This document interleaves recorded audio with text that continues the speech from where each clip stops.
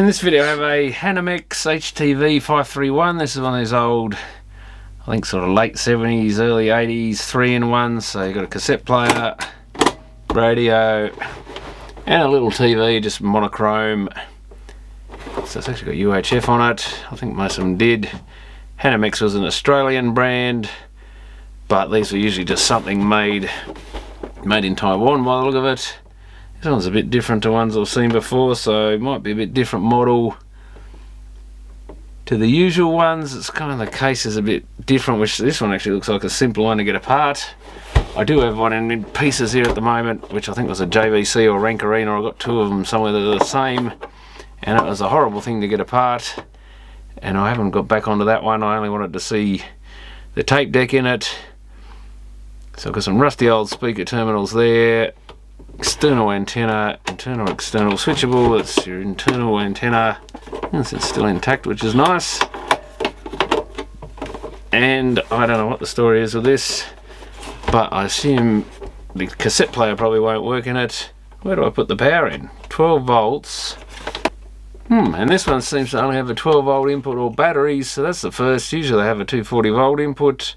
Does feel quite light, so maybe this thing doesn't have a transformer. We've got brightness, horizontal hold, vertical line, which should be linearity probably, and height.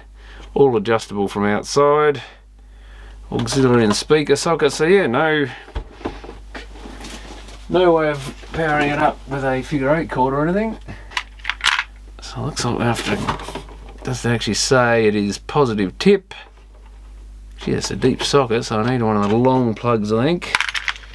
Have I got one the right sort? It's a bit iffy, but some cool. Geez, how loose is it? I doubt that's going to work in a hurry. I'm not sure if we connect them with that. It's quite a big pin, so that might be the right one. It's pretty rare you actually needed these longer shafted ones, but there were old things. It's a bit tight in there too, which doesn't help. Old things like this that actually needed them. That's a bit better, but it doesn't, pin doesn't go on. Yeah, I think some of these were 2.1mm, some 2.3 or something, so that's, again, you didn't see much of a difference in the modern world, but maybe these older ones, oh, that might just do it.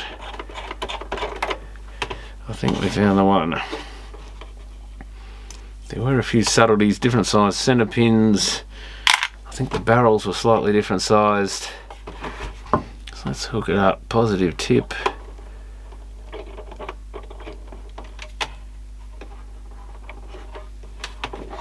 Oh, not that socket so loose, I doubt it's going to work. Sleep off, tape on. Oh, that's TV. And we have a raster. Very dirty screen though. But that actually seems to be running. That's impressive. But normally that is also the case. There's the volume, shut that up. Tones up high. Can we get a bit more brightness out of that? Which one was it? That one. That's a bit better. But yeah, definitely a working screen. That'll probably be in working order, they normally are. Won't be able to get any channels yet, so I have to hook the pattern generator up later. So I've got FM radio, still makes the same noise because it's basically the same thing. Where's the tuning on this thing? Oh, that's TV tuning. Oh, radio tuning, hiding there. That's the dial on top. Not sounding too happy.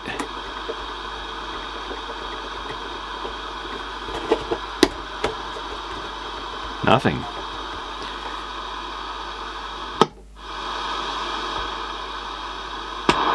I've got a dot on the screen because I just fired it up and turned it off again.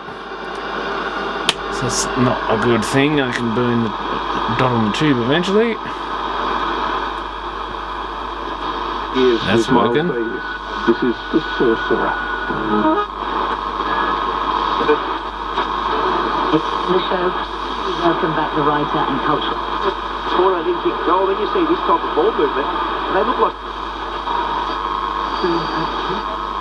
wrong me to be concerned about. That's quite a sensitive AM radio. Let's hook an antenna up to it. Might be all it needs. That's it.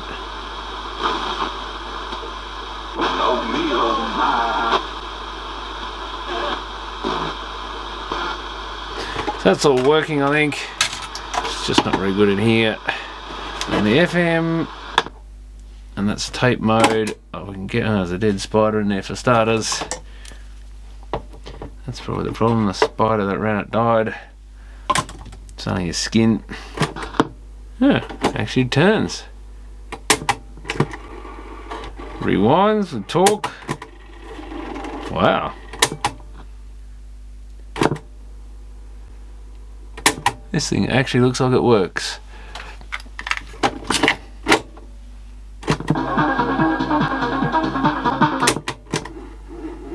Wow. Even though it had a lot of torque to my fingers, it's a little bit iffy on that tape. And fast forward. Well, I certainly wasn't expecting the tape deck to work.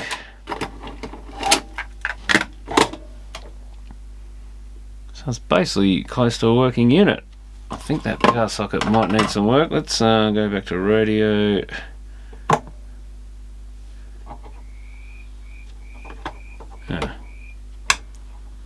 Why is it so quiet now?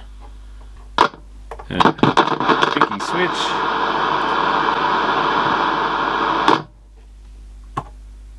Yeah. So that's dodgy.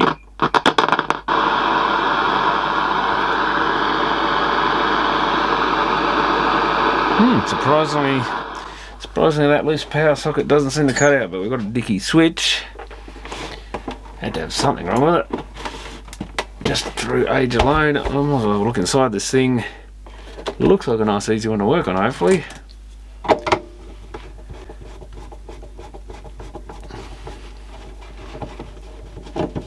Yeah, usually I think they were Japanese made these things, but Hanimex would rebadge pretty much anything and everything. I mean, they were originally more a camera company, I think, and then they went into electronics. And they did even bring out one, I think like an Italian made or something, colour TV, which I've never actually seen one, but I do have a circuit for one in it. A multiple circuit sort of manual for all different brands. But yeah, never seen one. But it's interesting, they at least bought one out. I think they made a few different little black and white portable TVs, or rebadged them at least. And yeah, audio cassette players. But yeah, one of the few Australian brands out there, but I don't think that screw's going to come out. Someone's ruined the head on that one. So we may have to try drilling it or something, which will often just melt them through the plastic or something. Shame it's inset into the plastic because I can't get anything onto it easily. These are quite tight. Not sure if we've got to take that other one out there. I wonder what that does. Oh, I might take it out anyway. Don't think it's actually related to what I'm doing, but it could be. Oh, yeah, we're starting to come apart. Other than the corner that is, although all I see is a circuit board under there anyway. Try a few different drivers. Look at the lid's actually turning. Just, I think it is coming. I think that screwdriver fitted it a little better too, so that screw definitely does not want to go back in. What's coming off here? Yeah, we'd have to take that front screw out. Oh, there we go. TV board HTV531-4. 2 amp 240 volt caution. We have a made in Taiwan CPT, is it, tube? I've seen those little tubes with a little red badge on them before. Looks like a Taiwanese 8 ohm 2 watt Lyco speaker. And yeah, probably can't make much else out on it. Some sort of tape deck there that doesn't look like anything in particular, and with a large So I've racked a tuner there because it's tuning for the TV is probably just a pot or something. Where are we? That's the dial cord, that's the bit, and you can see that's the shaft. Likely goes into a potentiometer that just changes the tuning voltage. I can see it sticking out under there. Don't know if we can see much more in here. If we loosen this board off, oh yeah, the power socket's just loose in the case there, so that is kind of dodgy. Looks like someone's glued that in before. I think it's starting to come loose again. It's only just held in there.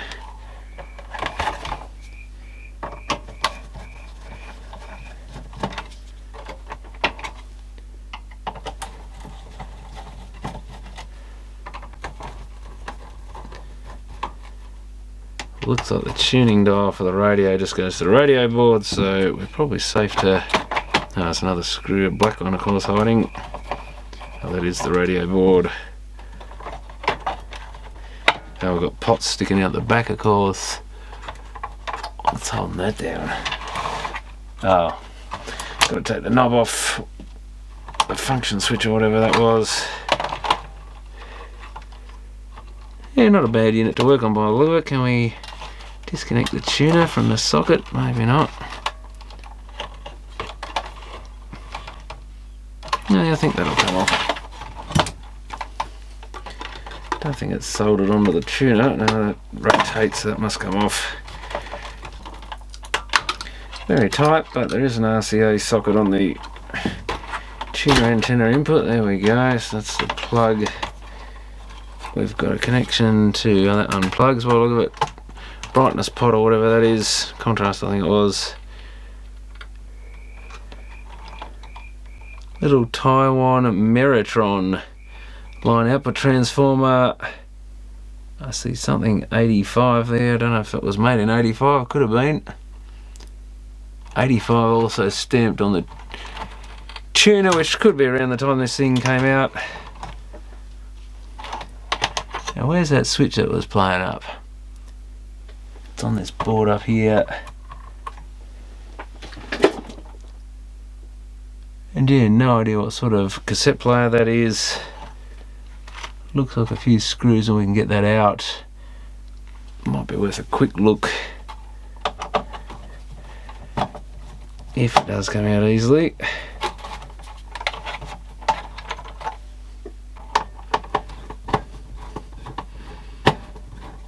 It's got an electric microphone on this blue wire on the front so you can record your voice.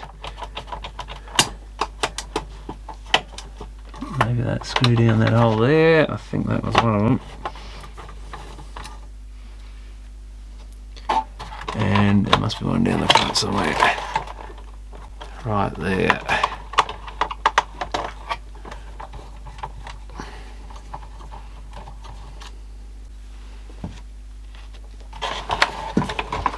Door's open good. Belt's probably not the greatest, but it's not too bad. Big flap belt in it, so I'm not sure what sort of mech this is. We're held on by the wires now. Just got one of those things bent around them. And the buttons, of course, going through the front. Something still feels like it's clinging on here. That mic wire might be part of the problem on this red wire, so they need to come off this little tie here because they're not even connected to this thing.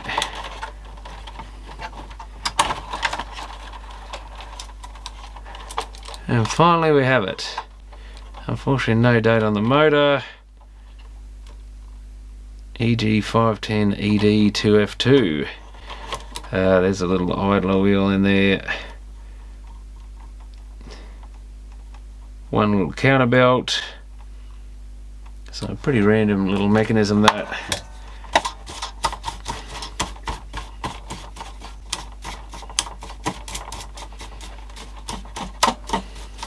Could have been made for just this unit or a few different little like shoebox cassette players or whatever.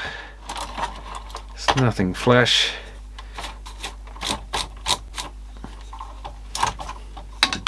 But all of these units seem to have a little flat tape deck like that in them.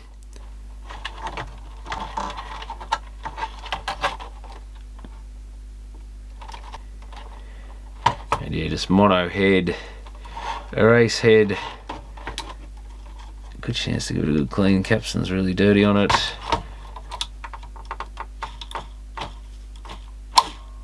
That's a little noisy, so it probably wouldn't hurt to... That one doesn't feel overly great. Might give those a lube.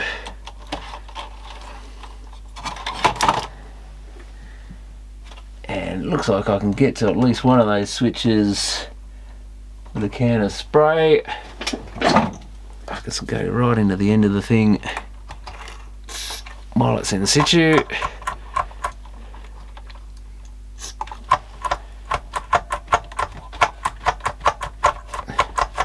And the other one's right under this piece, so probably not so easy. How do I get to that? Can I get to that? A big lump of something in the way. It's all these black wires, I think. If we push all that wiring to one side, now I can see where the top of the switch is. Can I get to it? It's going to be a bit hit and miss, I think. That's about the spot.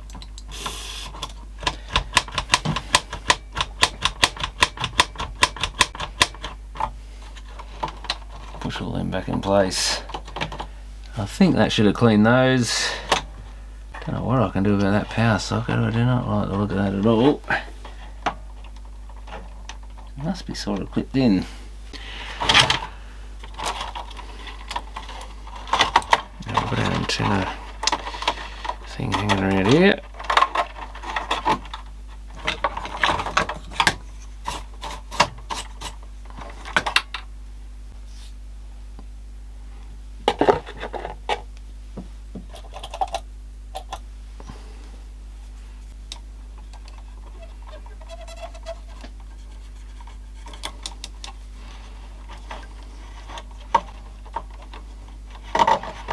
Nothing like cleaning these things when you can actually get to them.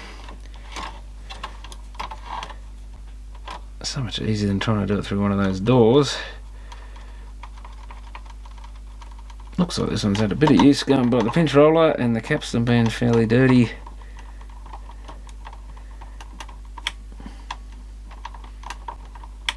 But yeah, otherwise in very good condition. It is kind of surprising the belts of that belt's just on the point of slipping, but it's only a counter belt anyway. And where's my tiny screwdriver?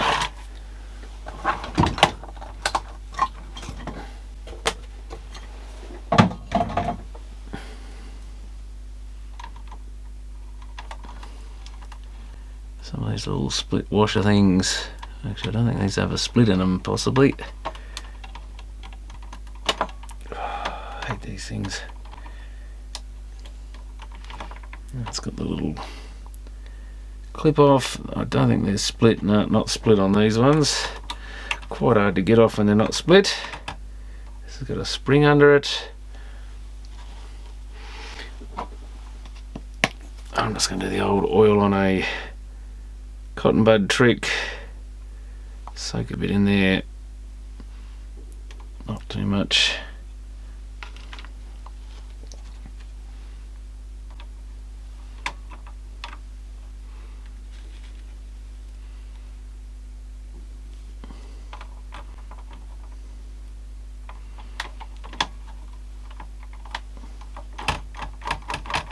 Still doesn't spin the best, but that's because of that spring. At least we know why it doesn't spin the best. But certainly won't have to lube the thing up while we're in here. It could be that other belt slipping, could be the issue with the rewind or fast forward, whichever one it was. I think fast forward.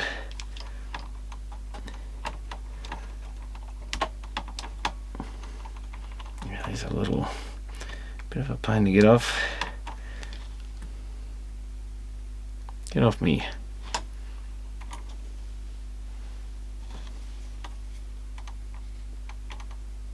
It's got a bit of dirty stuff under there.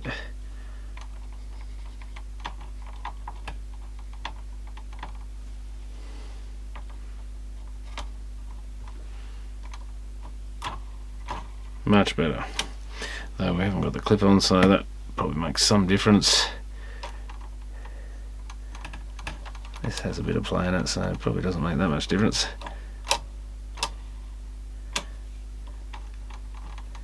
Bit of grease on that idler, but that looks like it's still intact.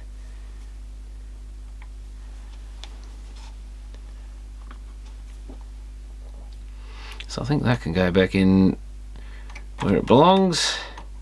I might just... Yeah, the spider's been busy on the door there, putting his webs.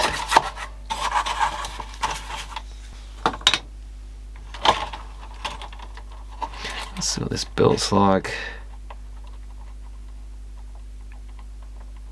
It's just on the verge of being a bit slippy, but it is sliding up the pulley a bit there, I think.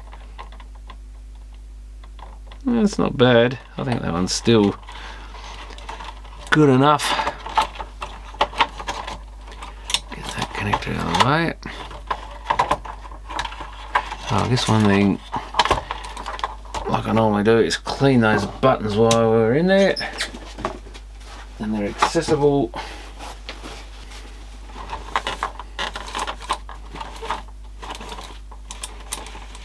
And you can get to all these little side bits. I might need a cotton bud even after I fold that up.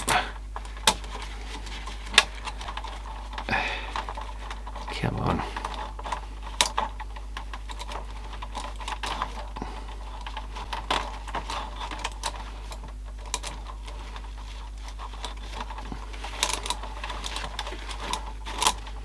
That's a bit better.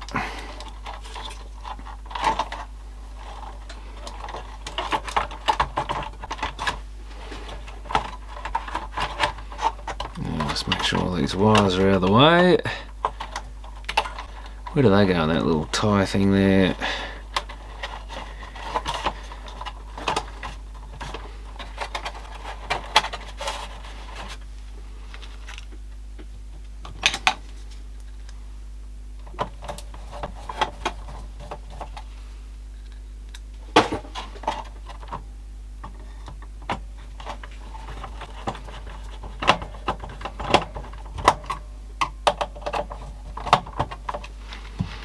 Yeah, much easier to work on than the other ones I got, which is nice to see, but this doesn't have the power supply. But I think the other one, I even get the tape deck out, I had to take the tube and everything out, and it was quite a disassembly job.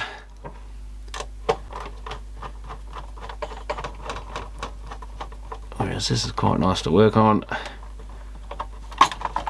I undid something else here, that's right, it was those wires all went under that thing. Bend that back over. And there was an antenna connection. I guess we should probably give that switch a bit of a clean while we can get to it. It's dusty as.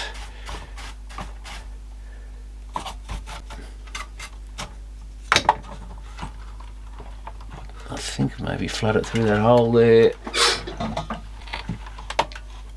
I can see a bit of circuit board in there. It seems to be coming out everywhere.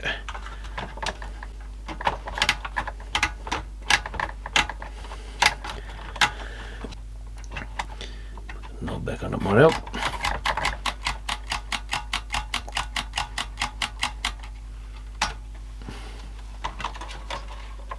Got to plug a brightness control back in somewhere, or contrast control, I think it is.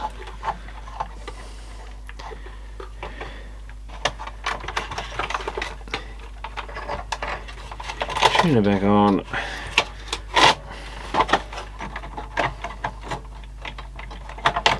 Get the pots through the back panel. There we go. Yeah, another lump of something there. Yeah, where did these go exactly? They're like that, roughly.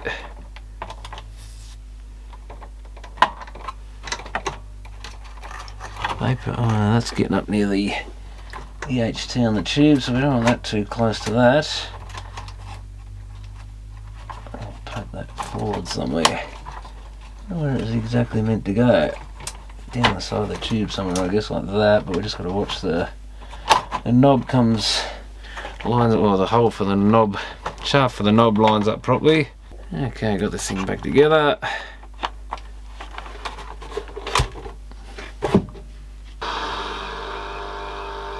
TV mode.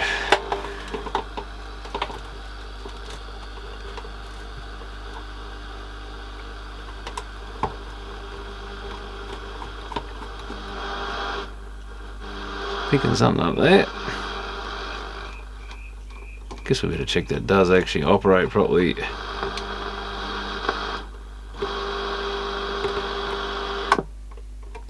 Oh, FM.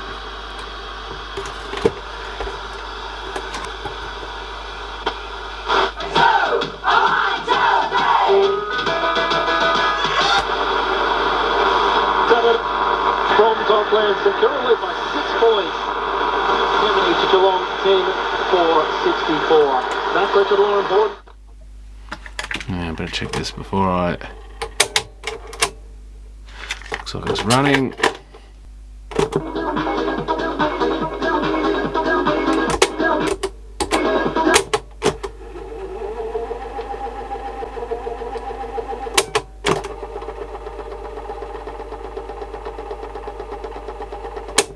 Yeah, still not the happiest, but it does sound a little clunky there as well.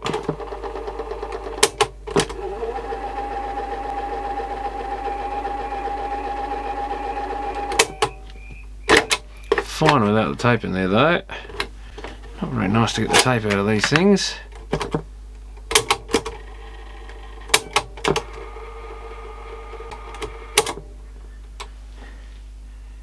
Do wonder about that plastic of it sitting. It is a bit warped possibly. So it could also be this case is warped a bit in the sun or something. It does seem to sit up a bit at one end, but there's nothing under it. Wouldn't surprise me. This is kind of your typical Taiwanese special really.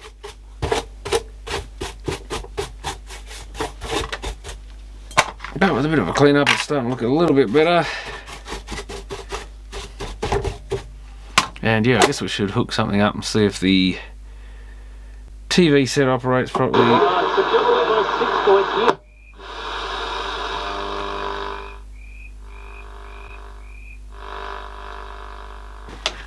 We're going to need a 300 ohm ballon for this. Oh, better be careful, we haven't got a cover on this thing. There are some high voltages in the TV potentially that I do not want to be touching.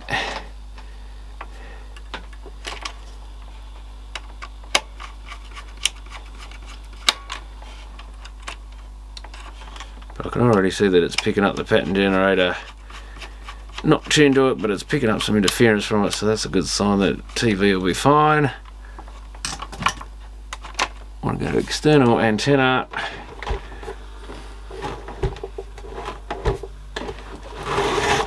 So you can hear a bit of a buzz in the sound.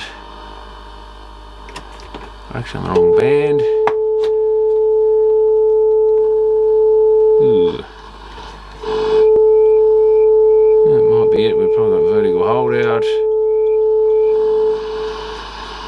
Yeah, that's it.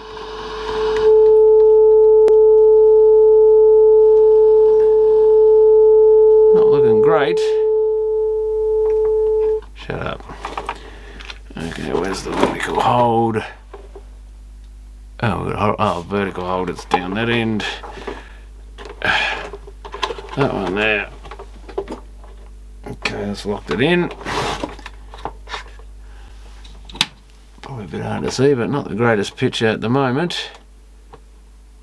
Have we got a good RF lead there? Well, the RF's starting to pull out the pattern generator, I think, there. Bit of interference. Oh god, look at that for bendiness. That could be the tuning. Yeah, there you go. You can sort of see them straighten up. Just before it lets go. So I've got the pattern generator right next to it, which probably doesn't help.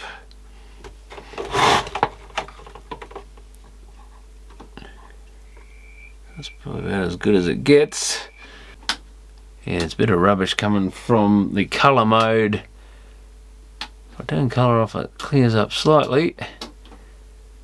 bit out of focus, I think, and they're definitely bendy still. That's not a good sign. We are at max brightness and max contrast, I think. Yeah, so they're blurring a bit at the higher settings. Is that the brightness? Yeah, that's the brightness. Go back to the grayscale so if we can get that right. It's only just coming up to that bar there, so oh yeah, when you turn the contrast down, there's a couple more bars missing there. So it's not overly bright. I think, did that have a sub brightness? I don't think it did. Just height and line. Anything on the TV board?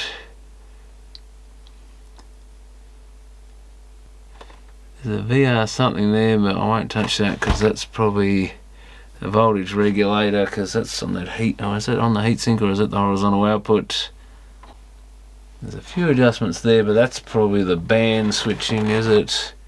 Yeah, they probably just set the band switching, so I won't touch any of those. But it's generally not working too bad. And we've got a bit of warnings here for the servicemen.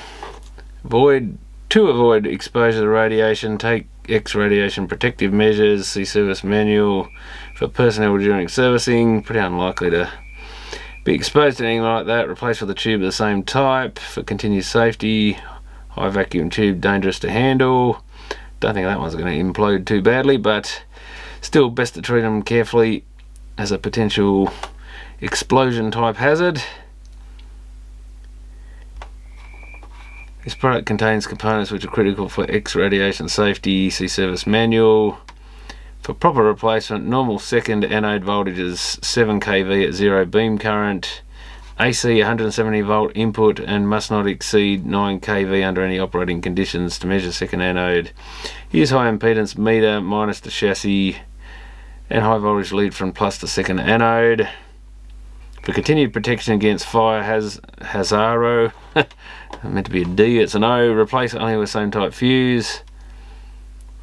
So obviously it was a American version, 117 volts, or maybe Japanese version or something.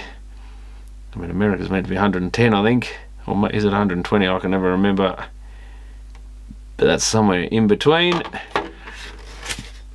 So I guess that's just put in there for legal reasons, probably to cover their backsides.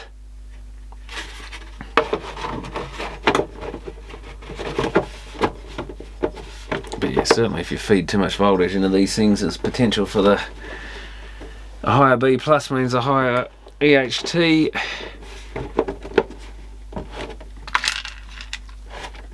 And in some TVs, the tuning capacitors and stuff in the circuit are critical because they can affect how much voltage comes out.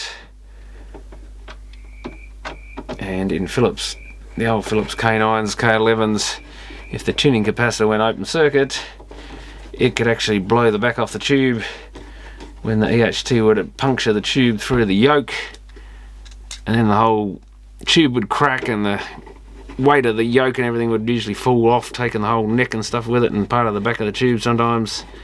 I saw a couple of them like that. Some other repairman gave me one for parts that was suffered that exact fate. So some parts are fairly critical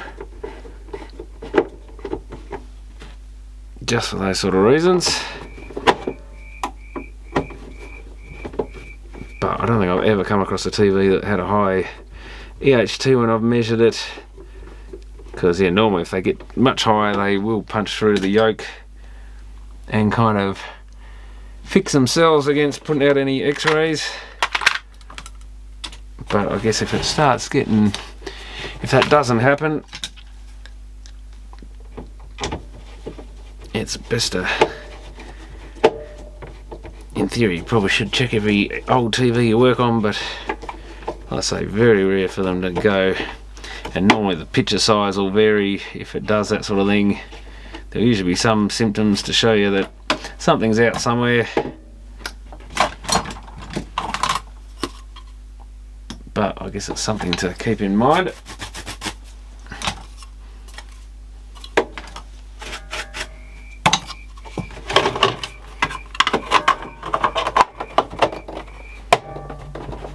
This one must have came with a power pack to run it rather than an inbuilt one, which kind of makes sense if you're going to lug this thing around portable. If you're going to have the weight of the batteries in there, you don't really want the weight of the transformer as well. This is kind of lighter than the usual one. So yeah, basically everything's sort of running on it again. Could do with a good clean. It's not in bad condition all around though. And I do have a couple others. I do have a colour one somewhere, I think a GAC, which I must get onto as well. No idea if that runs or not. And that's the tube out of the other one. Getting nice and dusty now, which I think was a JVC or something. I think one was a rank. But most of these I thought were made basically by the same people. I think there's 2 or 3 maybe different models, and most, you know, but every other brand is put on them. So that's the one I've got to put back together, and I think that had a faulty tape deck that needs fixing. But I basically put it apart because I spotted a Tanischen label on there, and I thought, well, that's one of their mechs I haven't seen before. So that was the only reason I pulled it apart. I'll give it a bit of a clean up. Looks slightly better, but it still needs a bit of work. But it's basically a sort of mono boombox with television included. Otherwise it wouldn't be worth much at all. Kind of a cool little thing for something different. But the vast majority of these are just monochrome screened. But there were a few made with colour. But something a bit different. I think I'll make a nice little display piece. And the handle only goes down, which is a bit annoying, so you can sit it up a bit. And carry it around, of course. Little protector bar thing there. Maybe to stop the buttons banging on something. Or to stop your hands slipping off it and doing something with the knobs. Not sure quite what the idea of those was, but I guess if someone like has this in a car or something and something's banging up against that, or it's banging up against the side of something, you've got the screen and that to protect the controls from getting damaged. Yeah, interesting little unit. Nice easy one to work on, that one, so that made a nice change. I was expecting that to be a real pain after the other one I pulled apart, and turns out it was actually quite simple. It's basically all running again. Not the greatest thing on earth, probably never was the greatest thing from new, but it'll make a nice little display piece. So thanks for watching.